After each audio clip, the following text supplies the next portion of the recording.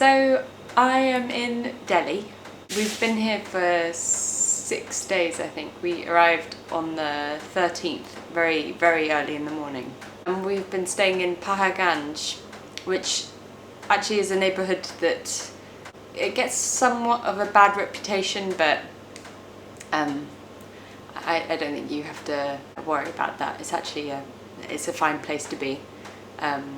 And really has been great exploring and meeting lots of people and shopping a tiny bit. But also my partner Robin has made some very good films about our time in Pahaganj and what we've been doing. So I'll also link him in the video because I'm in it obviously quite heavily. But his channel's really great and those videos are an excellent representation of what it's been like to explore Delhi. It's interesting because I sort of consider myself quite, maybe not shy, but quite introverted. And I really had this expectation before I came to Delhi that it was going to be really overwhelming for me and I was going to find it really hard. So for instance, I thought I was going to get hassled loads, that it was going to be really loud. You know, you hear that there's constant noise in the streets and that it was going to be dirty and sort of smelly and you know, overwhelming in every sort of stimulating way. And so maybe my expectations were just like blown out, way out of proportion, but I have not found it anywhere near that overwhelming. I've actually found it very, very manageable and really charming. I really liked Delhi. It's a really great place. So here's some clips of me hunting for my salwar kameez. I went through a couple of shops that were just on the street, and this was one of the guys. And the thing about it was you get so much choice, and there are all these packets that these shopkeepers are giving out to you. And it's quite intimidating almost because they're bringing out so many different colours and taking them out of the packets that you feel quite a lot of pressure to try and find one that you really like. This guy in the video, he was a rickshaw driver that we met in the street, and he was obviously working off commission, but we knew that, and he was still very helpful, and he took us to some shops, including this one that you see now. And in this one, I feel like I almost looked at all of the garments that they had. He was really pulling out quite a few of the choices. And it was just very tricky because I had an idea in mind of what I wanted. I had a picture that I had. And he said they didn't have anything like that. So I just did go through all of the options that they had, and through various price points as well.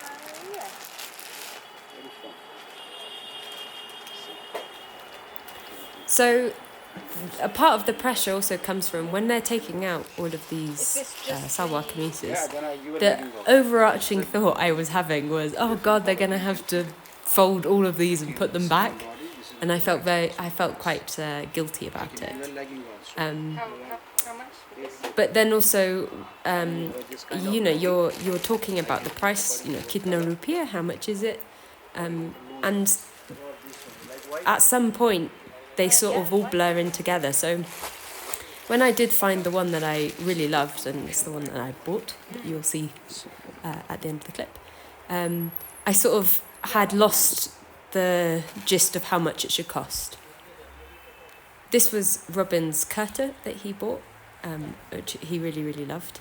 And this is my salwar kameez that I bought. And I am very happy with it. So I have a little bit of advice for you if you encounter a hustler in the street. It probably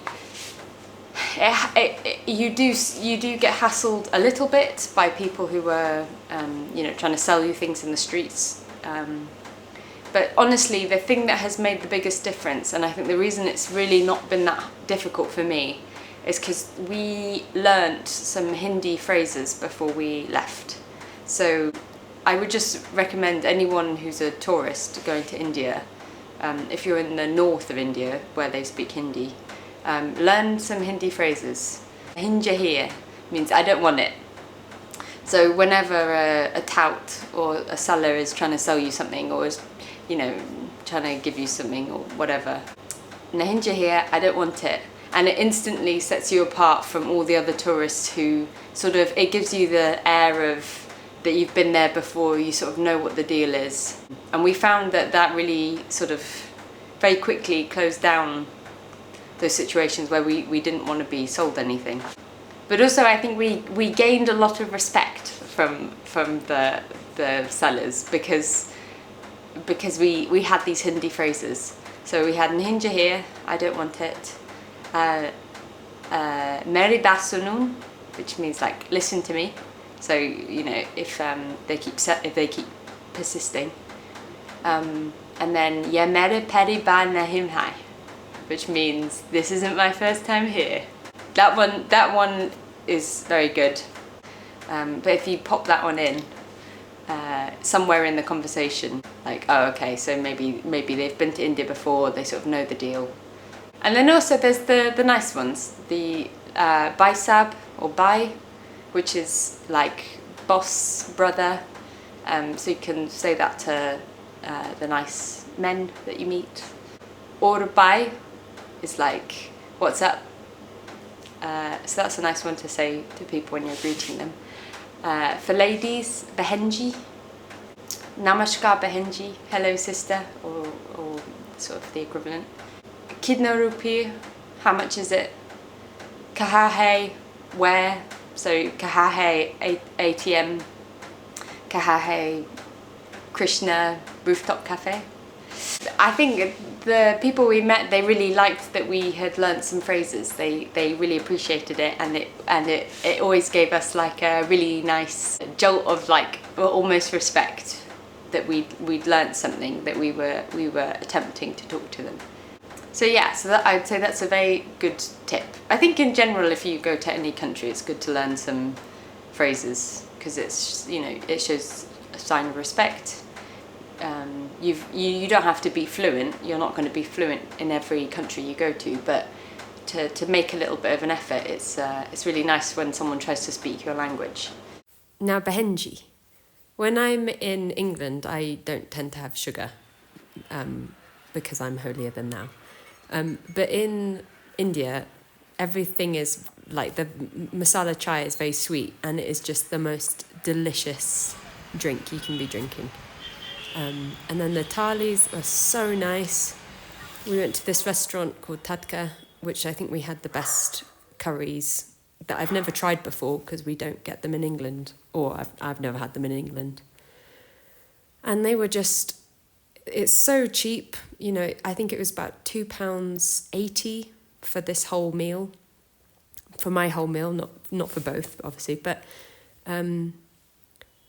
just so well made, so delicious.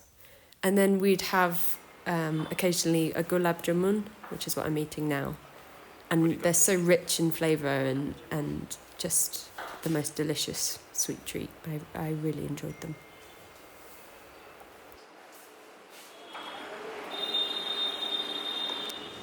At the silver market, so I bought this camise to sort of fit in. And then also when we were at the silver market, we wanted to buy Robin a silver ring, because I've got one. We're not married, but it's sort of good to, you know, if you're a couple travelling, it's good to sort of give the idea that you're married. So I've got this silver ring, which I actually made when I was like a very young teenager. And it's sort of a very nice memento, I really love it. Anyway, but Robin wanted to get one as well. And so we went to the silver market in hopes of finding just a silver band. And he did find one. It's also in his video, so you could watch that and you'd see it. But then otherwise, I really wanted a pair of earrings because the Indian earrings are just lovely and I love them. And I ended up getting these. Is this going to show? There we go.